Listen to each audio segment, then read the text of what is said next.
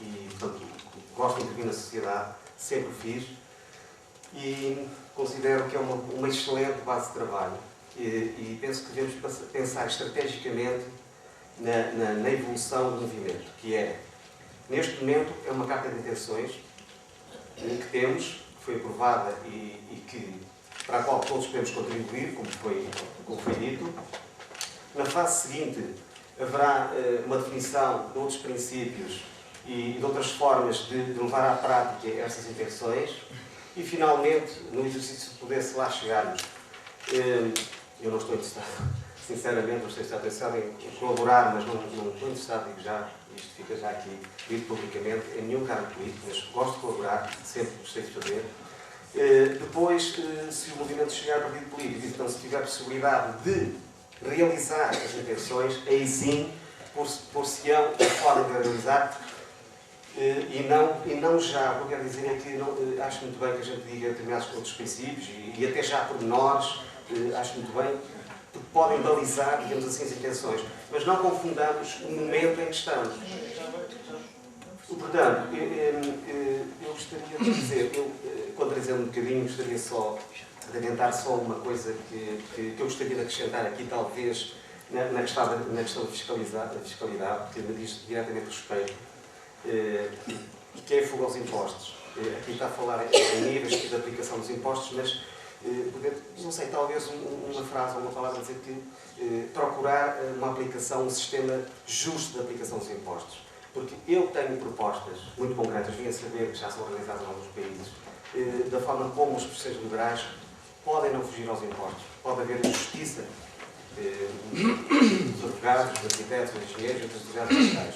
E é um sistema extremamente simples, aliás, já está preparado. O procedimento instituído já permite, com facilidade, temos todos os dados para podermos não fugir aos impostos.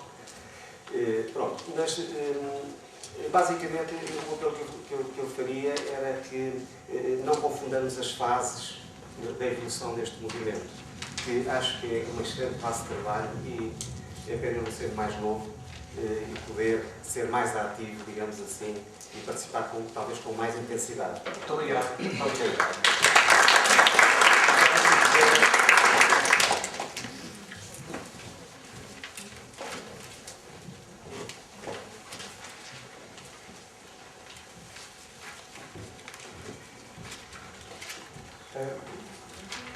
Aqui, nos grandes temas e subtemas, aparece Portugal no mundo e Portugal na União Europeia.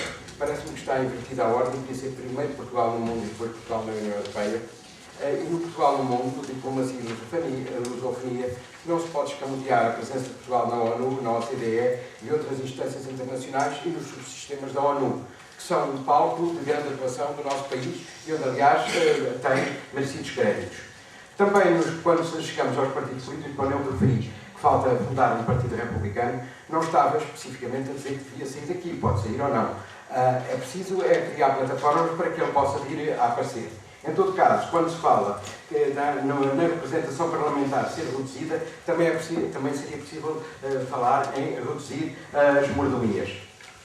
Porque elas também são muito importantes e elas entram no conjunto destas questões. Quando entramos nas políticas, deixa-me cá ver se me faltou aqui, quando entramos na fiscalidade, eu não sei se este tema que eu abordaria será a fiscalidade ou a equidade dos impostos, não sou fiscalista nem tenho saberes para isso, mas eu penso que há uma questão que tem de ser passar a pagar impostos, e que vocês não falam aqui, e que são os robôs. Um robô numa fábrica pode tirar o trabalho a 20 a 50 operários. Portanto, se houver 10 robôs, há 500 operários que ficam fora. Com mais um que está a trabalhar num computador e que manda os robôs funcionar, temos uma fábrica que pode funcionar com 3 ou 4 pessoas e que antes funcionava com 300 ou 400. Portanto, parece-me que os robôs devem passar a pagar imposto para a segurança social, e não digo isto a brincar, da mesma forma que que os operários individualmente contam, porque eles contarão depois para as suas reformas.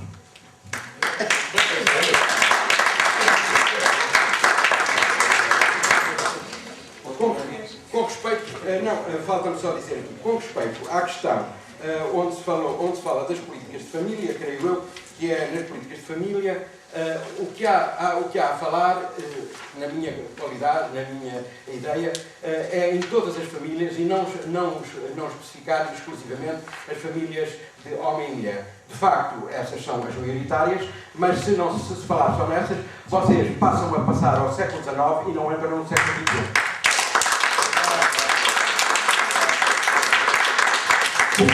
Quando se tenta referir todas as discriminações, a Constituição de 1974 também trazia contra todas as discriminações. Não há nenhuma Constituição que diga vamos discriminar aqui e ali. É preciso dar visibilidade às discriminações que se praticam.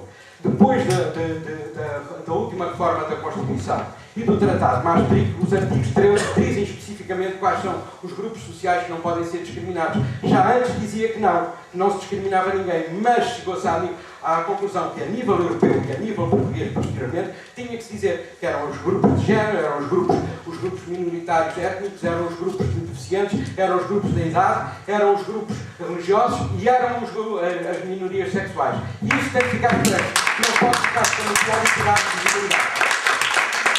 Obrigado. Muito obrigado. Finalmente, Carlos Gonçalves.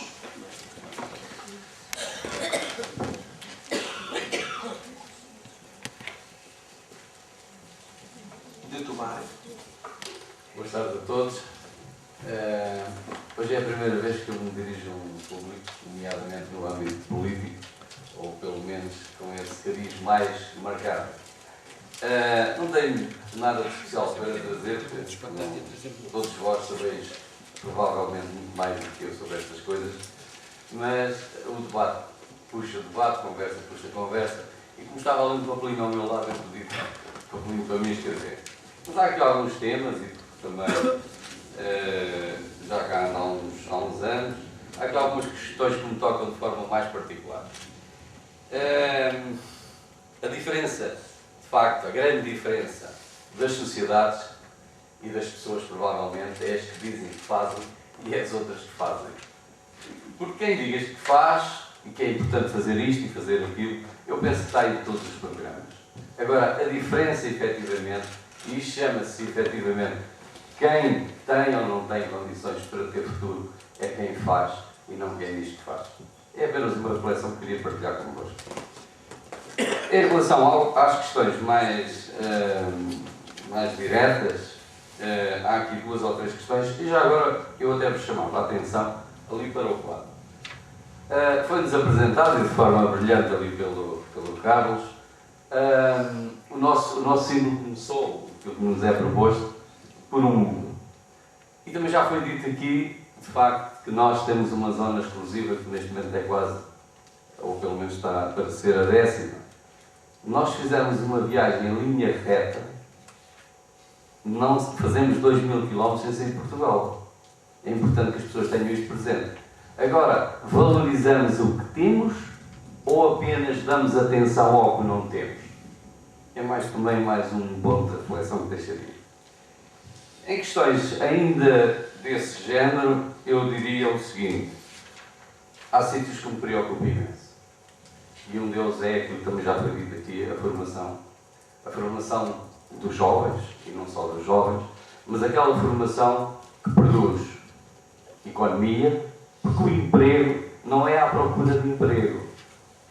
Nós temos que ir ao sítio, de facto, que existem dinâmicas, participar delas, criar economia, e essa economia depois é que, depois de vendermos o produto desse trabalho, é que gera eventualmente empregos. Mas tem que ser um processo dinâmico. Não temos que olhar para o dia de ontem como reflexão, mas se queremos ter futuro, temos que o construir. O futuro não aparece de lado algum. Por isso, algumas ideias que nós ontem tínhamos e achávamos que eram importantes, vamos repensá-las hoje e vamos, de certeza, adaptá-las ao momento para que possamos ter futuro. E uma das coisas que este país fez foi, de facto, muita infraestrutura. É uma das coisas, talvez, que me preocupe mais. Eu sou um técnico na área das renováveis, nomeadamente eólicas e hídricas, num espaço intercontinental. Desenvolvo a minha atividade por aí E de facto eu vejo os nossos parceiros, nomeadamente os Estados Unidos, caso do Brasil, e outros países, olham para nós de facto com os olhos de quem vê Portugal num espaço europeu. E se a língua é fundamental, e é, com certeza, é ótimo eu ligar o telefone e do outro lado ter alguém que me perceba sem grandes traduções na minha língua, mas é importante que o façamos não só por isso. Nós temos que ser parceiros, mas parceiros em parceria plena, não numa dependência. Não numa dependência só cultural. Temos que ser uma dependência económica. Hoje, de facto, nós podemos ter condições para relançar Portugal através daquilo que é hoje a lusofonia, nomeadamente Brasil e Angola e outros países, mas direi só estes dois que são dois ícones do desenvolvimento. O mundo não está em crise. O mundo não está em crise. As empresas, os empresários sabem muito bem o que isto significa. Isto significa que existem muitas oportunidades e só fica em crise quem não as sabe aproveitar. Em relação às infraestruturas que nós criamos ultimamente, este é o caso e o Dr. Gentil Martins está ligado a essa área, é uma autoridade nessa área. Vê-se, por exemplo, nos hospitais. Todos os dias se constroem mais hospitais e cada vez temos saúde com mais dificuldade. De facto, gerir essas infraestruturas com um pensamento global que é a nação e conseguirmos, de facto, tirar o melhor partido delas. Ou seja, de facto, um dos grandes problemas é o ordenamento do território, não só em termos de infraestruturas, mas também das suas valências e das suas competências. Dá cá. Obrigado.